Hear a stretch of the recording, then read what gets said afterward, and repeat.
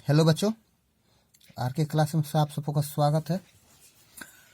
आज हम कक्षा 10वीं के एक्सरसाइज 5.3 का सवाल नंबर 17 से बनाना शुरू करेंगे।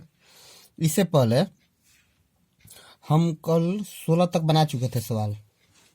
एक्सरसाइज 5.3 का सवाल नंबर 16 तक बना चुके थे, लेकिन उसमें 16 नंबर सवाल में जो 7 पुरस्कारों का राशि निकालना था, उसमें हमने सिर्फ 4 ही पुरस्कारों का राशि निकाला है। वो ये हमारी गलती है, इसके लिए सॉरी। तो आज हम 16 नंबर सवाल को फिर से हल करेंगे ताकि आप लोगों को सही उत्तर मिले। तो चलिए सवाल नंबर हम 16 देखते हैं। सबसे पहले इसमें दिया गया है, देखिए सबसे पहले, किसी स्कूल के विद्यार्थियों को उनके समग्र शैक्षिक प्रदर्शन के लिए 7 नगद पुरस्कार देने के लिए 700 की राशि रखी गई है। कोई स्कूल है जिसमें कोई फंक्शन चल रहा है, उसमें 7 पुरस्कार रखा गया है और 7 पुरस्कार का जो राशि है वो 700 रुपया है।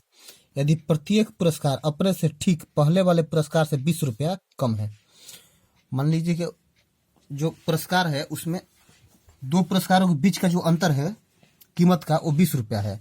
जैसे अगर अभी कोई अगर 2 नंबर पुरस्कार 100 रुपया का है, तो उससे अब ठीक पहले वाला मतलब 1 नंबर पुरस्कार है, वो उससे 20 रुपया कम का है, मतलब 80 रुपया का है। तो प्रत्येक पुरस्कार का मान ज्ञात कीजिए। तो सबसे पहले देखिए, हम इसका सबसे पहले पुरस्कारों की संख्या कितनी है? 7। तो हमारा क्या हो गया? n हो गया। अब 7 पुरस्कार का कीमत कितना है? 700। ये हमारा क्या हो गया? SN हो गया। अब देखिए 2 पुरस्कारों के कीमत के बीच का जो डिफरेंस है वो कितना है? 20 रुपया। ये हमारा D हो जाएगा। मान लीजिए कोई पुरस्कार 100 का है, कोई 120 का है, तो दोनों के बीच का जो अंतर होता है वही तो हमारा सार्व अंतर होता है। तो वही अंतर कितने का है? हमारा 20 का। तो हमें प्रत्येक पुरस्कार का कीमत निकालना है, तो उसके लिए हमें n निकालना पड़ेगा, और n का तो मान दिया गया है और d का भी मान है, तो हमें a निकालना पड़ेगा। इसके बाद ही हम 7 पुरस्कार का कीमत निकाल पाएंगे। तो चलिए सबसे पहले हम क्या करेंगे? SN निकालेंगे। SN पर रखेंगे ताकि हमें a का कीमत पता चल जाए। ये हमारा क्या है यहाँ पर? वाट है। तो SN बराबर क्या होता है? n/2 into 2a plus n-1 into D. तो SN बराबर हमारा कितना है? 700 बराबर n का मान कितना है? 7/2 2a, क्योंकि a का मान हमें पता नहीं है, प्लस n हमारा 7 है, -1 इंटू दोनों के बीच का अंतर कितना है? 20। ये हमारा सार्व अंतर हो गया। अब इसको इधर लेके चलाएंगे तो कितना हो जाएगा?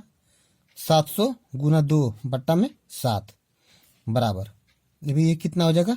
2a प्लस 7 में से क्या? 6 हुआ, 6 में 20 से गुना करेंगे तो 20 छक्का 120। तो ये कट जाएगा 100 बार में, तो 100 में 2 से गुना करेंगे तो कितना हो जाएगा? 200 बराबर। अब देखिए इसको हम 2a प्लस 120 लिख रहे हैं, तो 200 माइनस 120 बराबर 2a हो जाएगा। इसलिए हमारा 2a बराबर कितना हो जाएगा? 200 में से 120 जाएगा तो 80 हो जाएगा। इट मीन्स a बराबर क्या हो जाएगा? 80/2 कट कर कितना आएगा? 40। इसलिए a बराबर क्या हो जाएगा? 40। मतलब हमें a का भी मान मिल गया। जब a का मान मिल गया तो हमें 7 पुरस्कार निकालना है, 7 पुरस्कार का दाम निकालना है। तो सबसे पहले जो हमारा पहला पुरस्कार है उसका कीमत क्या होगा? a होगा। इसके बाद उसके बाद वाला क्या होगा? पहला पुरस्कार प्लस उसका अंतर, फिर a प्लस d। दूसरा क्या है? a plus 2d, a plus 3d, a plus 4d, a plus 5d, a plus 6d।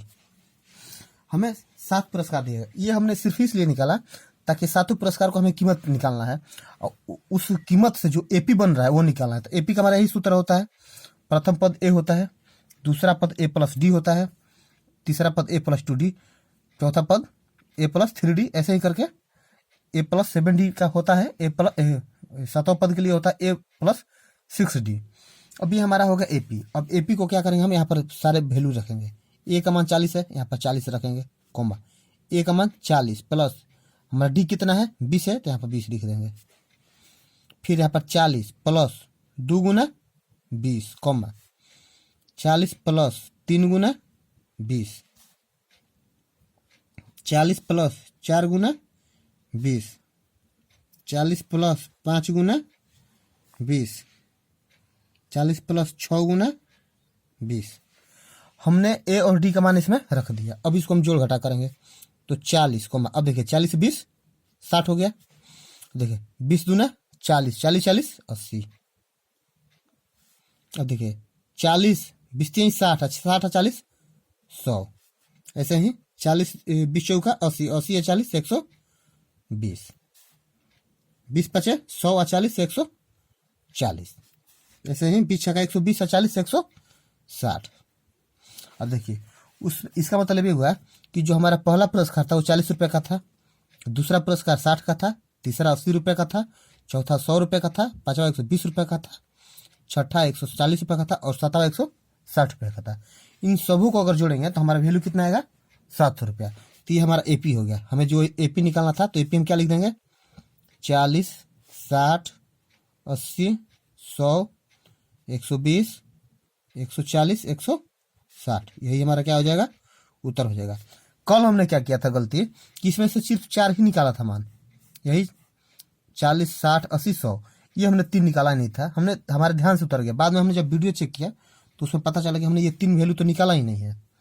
इसीलिए सोचा इस सवाल को हम आज फिर से हल कर दे। तो अब हम सवाल नंबर 16 हो गया। अब हम क्या करेंगे? सवाल नंबर 17 बनाएंगे। तो चलिए सवाल नंबर 17 की तरफ बढ़ते हैं। तो हम आज अब सवाल नंबर 17 बनाएंगे। सबसे पहले 17 नंबर सवाल को हम पढ़ेंगे, उसे समझने की कोशिश करेंगे। चलिए हम पढ़ते हैं। इसमें बोल रहा है कि एक स्कूल के विद्यार्थियों ने वायु प्रदूषण कम करने के लिए स्कूल के अंदर और बाहर पेड़ लगाने के बारे में सोचा। यह निर्णय लिया गया कि प्रत्येक कक्षा का प्रत्येक अनुभाग अपनी कक्षा की संख्या के बराबर पेड़ लगाएगा। उदाहरणार्थ कक्षा 1 का एक अनुभाग 1 पेड़ लगाएगा,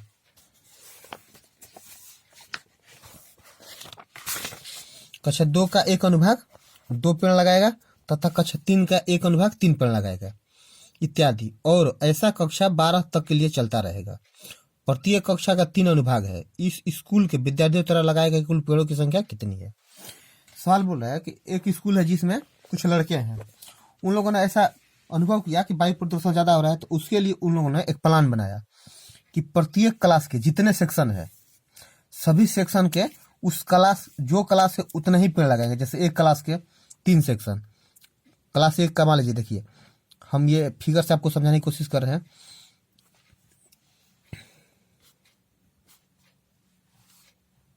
चलिए जैसे कक्षा 1 का मान लीजिए 3 अनुभाग है, सेक्शन है, section A, section B, section सी।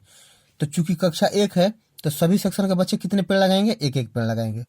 कक्षा 2 के सभी सेक्शन के बच्चे कितने लगाएंगे? 2 पेड़ लगाएंगे। कक्षा 3 के सभी सेक्शन के बच्चे 3 पेड़ लगाएंगे। इसी प्रकार कक्षा 12 के सब तीनों सेक्शन के बच्चे कितना 12 पेड़ लगाएंगे। अब बोल रहा है कि ये 1 से लेकर 12 तक बच्चों द्वारा लगाए गए जितने पेड़ों की संख्या है वो हमें बताना है।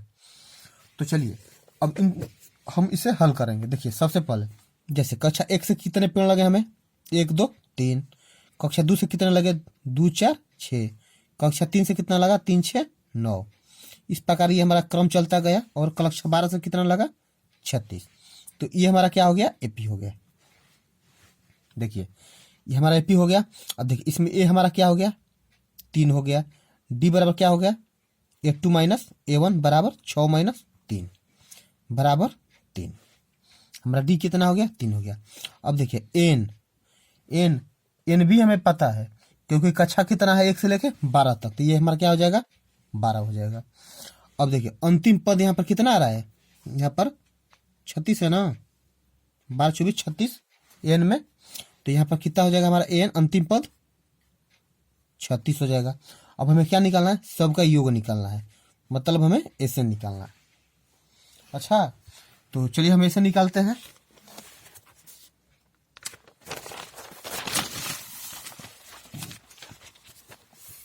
तो सबसे पहले हम एसएन का सूत्र लिखेंगे। तो एसएन का सूत्र क्या होता है? एन बटा में 2 into 2a plus n minus 1 into D. तो एसएन हमें निकालना है बटा एन कितना है? 12 बटा 2 इंटू 2 इंटू देखिए अब ए का मान यहाँ पर क्या होगा हमारा, कक्षा 1 के कितने विद्यार्थी पेड़ लगाए, 3, तो 3 plus 12 minus 1 into D, D हमारा कितना है, डी भी हमारा 3 ही है। एसएन बराबर 2 से 2 छक्का 12, 6 हो गया अंदर, 3 दूना 6 प्लस 12 में से गया 11, 11 तिया 33, तो एसएन बराबर कितना हो जाएगा हमारा 6 गुना 39, तो एसएन बराबर हो जाएगा 9 छक्का 54 की 4 हाथ में 5, 36 18 5 23, 234 पेड़। मतलब उस स्कूल से 1 से लेकर 12 तक विद्यार्थियों द्वारा जो पेड़ लगाया गया उसकी संख्या कितनी थी, 234, और यही हमारा क्या हो जाएगा, उत्तर हो जाएगा। अब हम सवाल नंबर कितना बनाएंगे, 18। तो चलिए सबसे पहले हम सवाल नंबर 18 को पढ़ते हैं और उसे समझते हैं। तो सवाल हमारा 18 ये है, बोल रहा है केंद्र ए से प्रारंभ करते हुए बारी बारी से केंद्रों ए और बी को लेते हुए त्रिज्याओं 0.5 centimetre, 1.0 centimetre, 1.5 centimetre, 2.0 centimetre dot dot dot वाले उत्तरोत्तर अर्धवृत्तों को खींचकर एक सर्पिल बनाया गया है, जैसा कि आकृति 5.4 में दिखाया गया है। 13 क्रमागत अर्धवृत्तों से बने इस सर्पिल की कुल लंबाई क्या है, अगर पाई बराबर 22/7 मानो। देखिए फिगर में बोल रहा है कि ये एक सर्पिल है, मतलब स्प्रिंग टाइप का है ऐसा कुछ, ये सेंटर पॉइंट हो गया। अब यहाँ से इसको लपेटना शुरू कर रहे हैं, तो जैसे ही आधा आ रहा है तो एक अर्धवृत्त का निर्माण कर दिया, फिर यहाँ से आ रहा है तो यहाँ से लेकर यहाँ तक फिर अर्धवृत्त का निर्माण कर दिया, और फिर यहाँ से ऊपर चल रहा है तो यहाँ तक आकर अर्धवृत्त का निर्माण कर दिया, यहाँ से एक और अर्धवृत्त का निर्माण कर दिया। ये 13 चक्कर लगा रहा है। तो बोला है कि 13 चक्कर में जो लगाया गया सर्पिल की लंबाई है वो क्या है।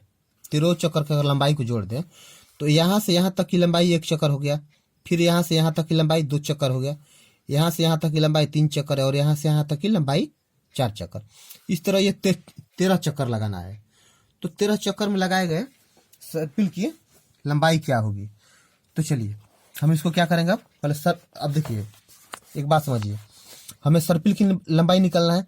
यहाँ से यहाँ तक क्या दे रखा है, L1 दे रखा है, यहाँ से यहाँ तक L2 दे रखा है, यहाँ से L2 दे रखा है, यहाँ से यहाँ तक, यहाँ से यहाँ तक L3 दे रखा है, और यहाँ से लेके यहाँ तक L4। इसी प्रकार L13 तक होगा। तो हम इसका लंबाई निकालने के लिए क्या करेंगे, सभी पार्ट को L1 से लेके L13 तक के सभी मान को क्या करेंगे, हम जोड़ देंगे, हमारा ऑटोमेटिक लंबाई मिल जाएगा। तो चलिए सबसे पहले ये सर्पिल है जिसे हम बनाने की कोशिश किए हैं। अब देखिए स्पाइरल की लंबाई बराबर क्या होगा, स्पाइरल की लंबाई बराबर क्या हो जाएगा, L1 plus L2 plus L3 plus L4 dot dot ऐसे ही कितना L13 तक हो जाएगा हमारा। अब देखिए हम क्या करेंगे, यहाँ से यहाँ तक तो अर्धवृत्त है, यहाँ से यहाँ तक अर्धवृत्त है, तो ये जो लंबाई है यहाँ से यहाँ तक ये तो अर्धवृत्त का ही है, मतलब अर्धवृत्त मतलब वृत्त की परिधि, यहाँ से यहाँ तक अर्धवृत्त बन रहा है ना, तो यहाँ से ये तो वृत्त की परिधि ही है। तो इसको आप अर्धवृत्त की परिधि लिखिए या लंबाई लिखिए। तो हम क्या लिखेंगे, स्पाइरल की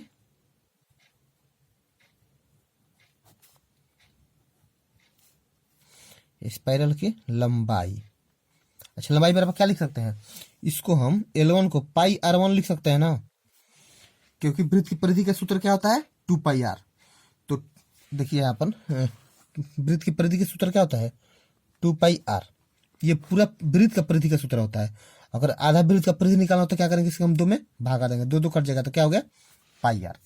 तो चूंकि इसका अलग अलग त्रिज्या हो रहा है, बार बार त्रिज्या चेंज हो रहा है, यहाँ से यहाँ तक के लिए त्रिज्या कुछ और है, यहाँ से यहाँ तक के लिए त्रिज्या कुछ और है, ऐसे यहाँ से यहाँ तक के लिए त्रिज्या कुछ और है, बार बार त्रिज्या अलग हो रहा है। तो क्या करेंगे, हम इसको R1 R2 से नोट करेंगे ताकि समझ में आए।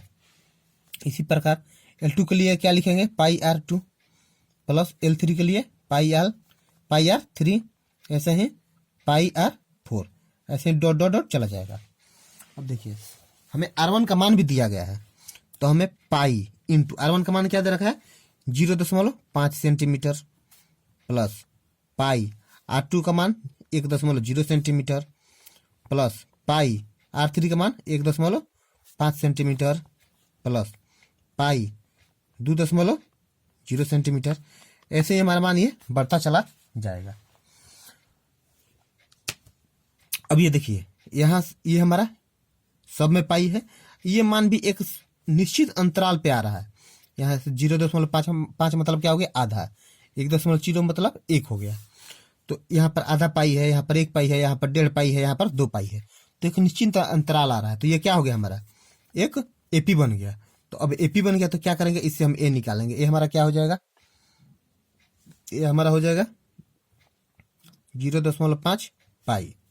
अब डी निकालना हो तो क्या लिखेंगे, A2 माइनस A1। A2 हमारा क्या है 1 पाई। और 1 पाई में से अगर 0.आधा पाई हम घटा दें तो क्या आएगा, आधा पाई।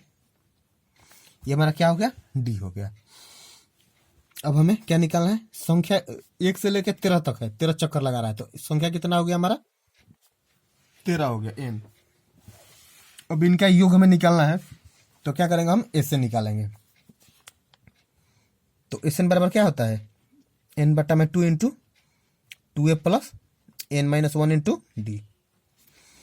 तो n कितना है 13 बटा 2, 2 इंटू ए का मान क्या है 0.5 pi plus n 13 minus 1 into D का मान हमारा क्या है 0.आधा पाई।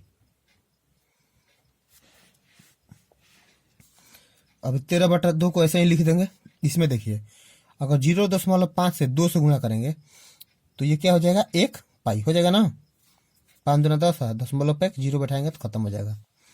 प्लस अब देखिए यहाँ पर 13 में से गया 12, अब 12 में 5 से गुणा करता 12 5 है 60, तो 6.0 पाई। इसको भी हम लिखते रहे हैं 1.0 पाई, ताकि क्लियर समझ में आ जाए। अब 13 बटा 2, अब इसको हम क्या करेंगे 1.0, तो पॉइंट के बाद तो जीरो का कोई वैल्यू होता नहीं है, तो इसको पाई लिखे हैं चाहे 1 पाई, कोई फर्क नहीं पड़ता है। प्लस इसको 6.0 है तो इसको क्या लिखेंगे हम 6 पाई। तो अब देखिए 13 बटा में 2 गुने 6 1 7 पाई हो जाएगा ना, 6 1 7 पाई। तो क्या हो जाएगा 13 बटा में 2 गुना 7 गुना पाई का मान 22 बटा में 7, 7 7 कटे 2 से 11। तो इसको गुना करेंगे तो कितना आ जाएगा, 13 का में 13 की 3 हाथ में 1, 13 का में 13 1 14, 143 सेंटीमीटर दिया है तो सेंटीमीटर में लिख देंगे और यही हमारा उत्तर हो जाएगा। तो हमें जो टोटल लंबाई निकालना था 13 चक्कर का स्पाइरल का, वो कितना आ गया हमारा 143 सेंटीमीटर, और यही हमारा उत्तर हो गया। तो अब सवाल नंबर हम अगला बनाएंगे। तो सवाल नंबर हम अगला बनाएंगे, सवाल नंबर 19। इसमें बोल रहा है 200 लठ हो। मान लीजिए कहें लठ का ढेर लगा हुआ है जिसकी संख्या 200 है, को ढेरी के रूप में इस प्रकार रखा जाता है कि सबसे नीचे वाली पंक्ति में 20 लठ, मतलब इसको पट करके रखा जा रहा है एक के एक ऊपर करके। तो जो सबसे नीचे वाली पंक्ति बन रही है उसमें 20 लठ है, उससे अगली पंक्ति माने उससे ऊपर जो पंक्ति है उसमें 19 लठ है, फिर उससे जो ऊपर है उसमें 18 लठ है। इस प्रकार एक 200 लठ का एक संख्या बन गया है। ऐसे ही घटता चला जाएगा, 18 लठ 17 लठ 16 लठ, जैसे जैसे ऊपर जाकर एक एक लठ कम होता चला जाए। तो बोला तब तो सबसे ऊपरी पंक्ति में कितने लठ है, तो बोला जो सबसे ऊपरी पंक्ति बनेगी उसमें कितने लठ होंगे। मान लीजिए हमारा 200 लठ है। तो चलिए सवाल बहुत आसान है। देखिए ये हमारा मान लीजिए 200 लठ है, ऐसे 200 तो हुआ है नहीं, लेकिन मानने में क्या लगा है 200 लठ है हमारा। जो सबसे नीचे वाली पंक्ति है इसमें कितने लठ है 20, इससे ऊपर वाले में 19, इससे ऊपर वाले में 18, इससे ऊपर वाले में 17। ऐसे ही सबसे ऊपर जो लठ बनेगा, जो पंक्ति बनेगी उसमें कितने लठ आएंगे। तो देखिए सबसे नीचे वाला में 20 हो गया हमारा, उससे ऊपर वाले में 19, उससे ऊपर 18, उससे ऊपर 17, ये हमारा एक एपी बन गया। तो ये हमारा क्या हो जाएगा 20 हो जाएगा। डी क्या हो जाएगा A2 माइनस A1। तो A2 हमारा क्या है 19 माइनस 20 बराबर -1।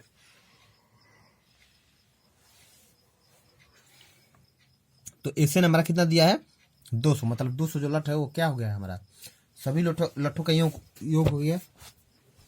हमें पंक्ति की संख्या निकालना है और सबसे ऊपर वाले पंक्ति में कितने लठ आएंगे। देखिए तो सबसे पहले क्या करेंगे, जो मान दिया रहेगा, इसी में से कोई मान हम बैठाएंगे। चलिए सबसे पहले इसमें हमारा एस एन पर बैठा रहे हैं, तो एस एन बराबर क्या होता है, एन बटा में 2 into 2a plus n minus 1 into D. तो एस एन हमारा कितना दिया है 200, एन हमारा निकालना है n बटा 2, तो 2 गुने 20 plus n minus 1 into D हमारा कितना है -1। 2 को ऊपर लेके आइएगा तो क्या आ जाएगा 200 गुना 2 बराबर n इंटू 20 गुना 40 प्लस n माइनस 1 तो 2 गुना 400 बराबर n। इसको हम तोड़ रहे हैं, देखिए 40 और प्लस माइनस माइनस n हो जाएगा ना, माइनस माइनस प्लस 1, ये हमारा 400 बराबर n इंटू 41 माइनस n, 40 1 41। अब देखिए यहाँ पर हम लिख रहे हैं 400 बराबर, इसे गुणा कर दीजिए क्या हो जाएगा 41 n माइनस n स्क्वायर। अब सभी मान को एक तरफ हम कर दे रहे हैं, इसको इधर लेके चले आ रहे हैं, तो इधर माइनस है तो क्या हो जाएगा प्लस, ये प्लस है तो क्या हो जाएगा माइनस, और ये प्लस तो पहले से ही ऑलरेडी पड़ा हुआ है। अब इसको हम क्या करेंगे, इसका गुणनखंड निकालेंगे, गुणनखंड निकाल के हम n का मान निकालेंगे। तो चलिए सबसे पहले हम इसका गुणनखंड निकालते हैं। तो 400 का हम गुणनखंड निकालेंगे तो दो संख्या का पेयर बनाएंगे, तो एक हमारा हो जाएगा, हमने पहले ही कर लिया है पीछे कैलकुलेशन, n स्क्वायर माइनस एक हो जाएगा 25 और एक हो जाएगा 16, 25n एक 16n प्लस 400 बराबर 0। 25 और 16 को जोड़ेगा तो 41 आएगा, और गुणा करेंगे तो कितना आ जाएगा हमारा 400 आ जाएगा। तो ये हमारा कितना हो जाएगा, यहाँ पर n कॉमन लेंगे तो क्या हो जाएगा n माइनस 25 माइनस 16 कॉमन लेंगे तो क्या होगा n माइनस 25 बराबर 0। अगर दोनों में एक बराबर मान आ गया तो समझिए आपका सवाल सही है। तो ये क्या हो जाएगा, एक n माइनस 25 हो जाएगा और एक क्या हो जाएगा n माइनस 16 बराबर 0। अब हमें देखना है n का कौन सा मान,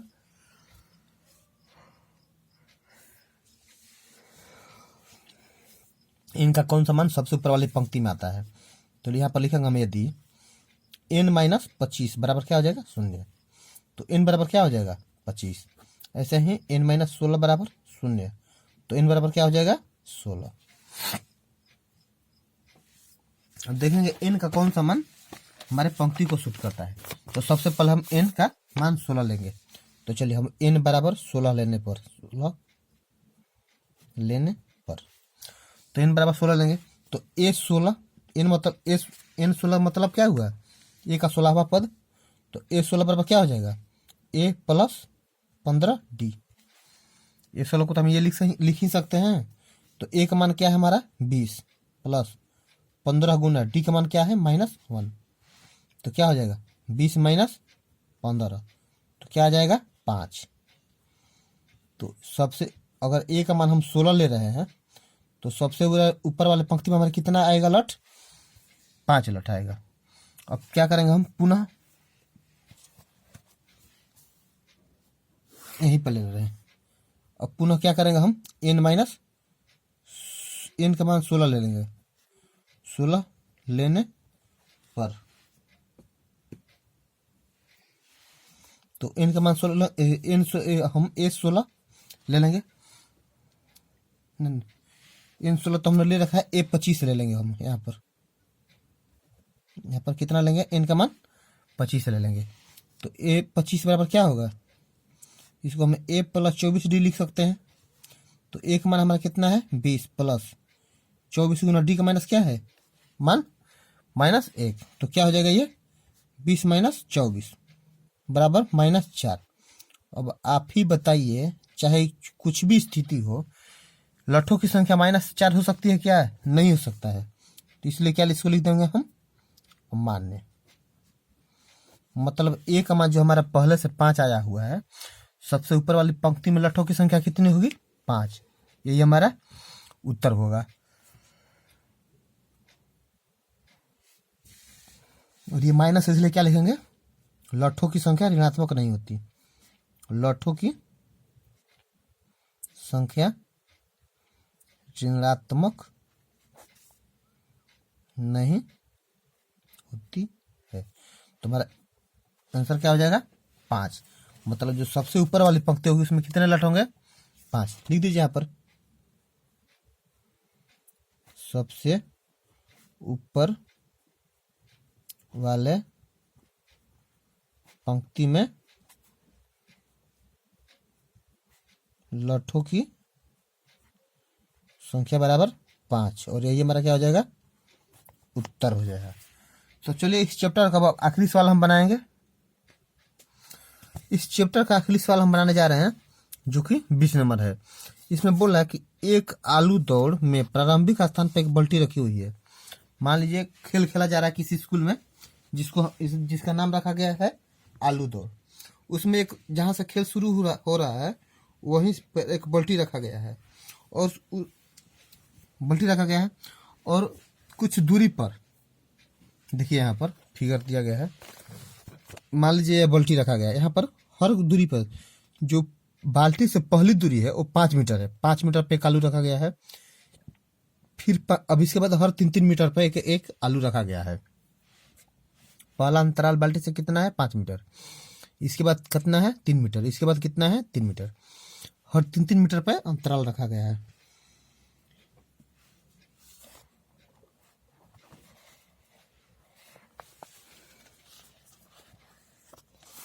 जो 5 मीटर, देखिए सवाल, एक आलू दौड़ में प्रारंभिक स्थान पर एक बाल्टी रखी हुई है जो पहले आलू से 5 मीटर की दूरी पर है।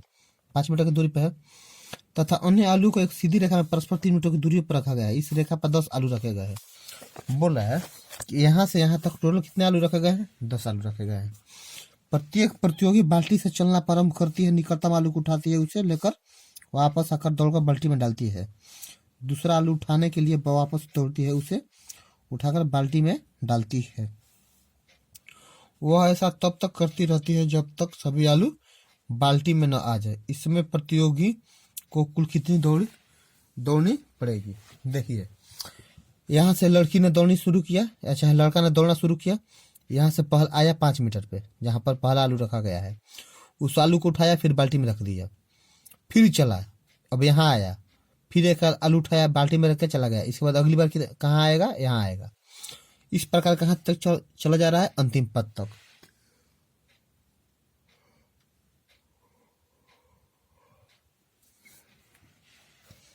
ऐसे ही तो देखिए, यहाँ का आलू उठाने में इसको कितना दूरी तय करना पड़ेगा?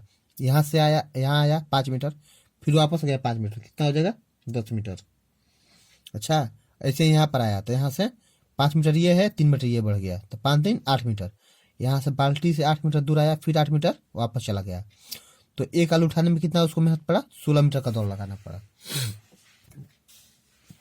तो चलिए हम इसे बनाते हैं। यह है हमारा सवाल का फिगर है। इसमें जो हमारा एपी बनेगा वो ध्यान दीजिए। देखिए, बच्चे ने यहाँ से दौड़ना शुरू किया, यहाँ आया 5 मीटर आया, फिर 5 मीटर वापस चला गया, तो एक आलू उठाया, तो 5 दूना 10 मीटर का पहला दूरी तय किया।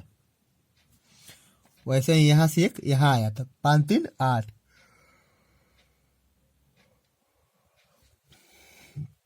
8 मीटर आया, फिर 8 मीटर वापस जाएगा, तो 8 दूना 16 मीटर हो गया ना।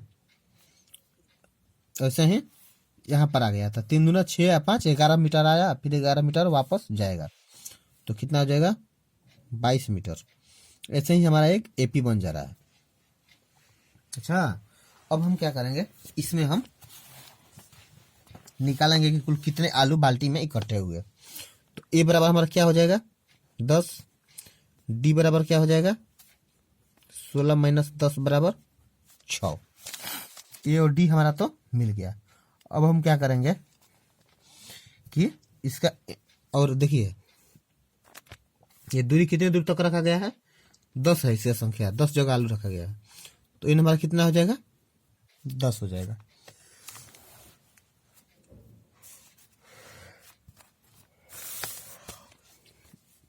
अब निकालेंगे आलू कितने उठे, तो ऐसे निकालेंगे।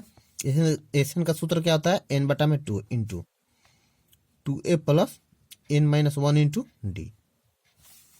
तो एन का मान हमें निकालना है बराबर 10/2। 2 गुना ए का मान कितना है 10 प्लस एन कितना है 10 माइनस 1 इंटू डी कितना है 6। तो एस एन बराबर हमारा क्या हो जाएगा 10/2, 10 दूना 20 प्लस 10 में से गया 9, 9 छक्का 54।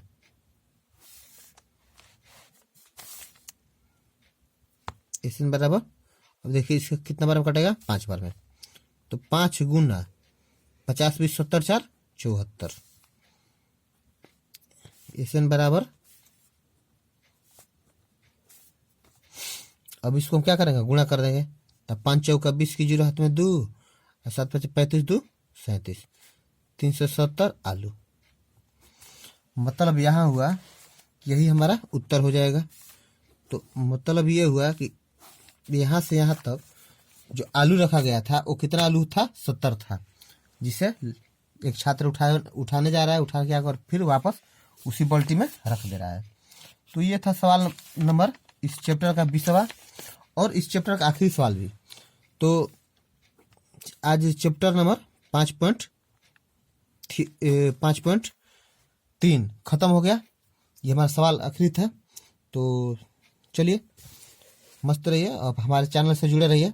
अगर हमारे वीडियो आपको पसंद आ रहे हैं तो लाइक कीजिए, अपने दोस्तों के बीच में शेयर कीजिए, ताकि ये फैमिली थोड़ा और बड़ी बने। आप लोग इतने देर हमारे साथ जुड़े इसके लिए बहुत बहुत धन्यवाद।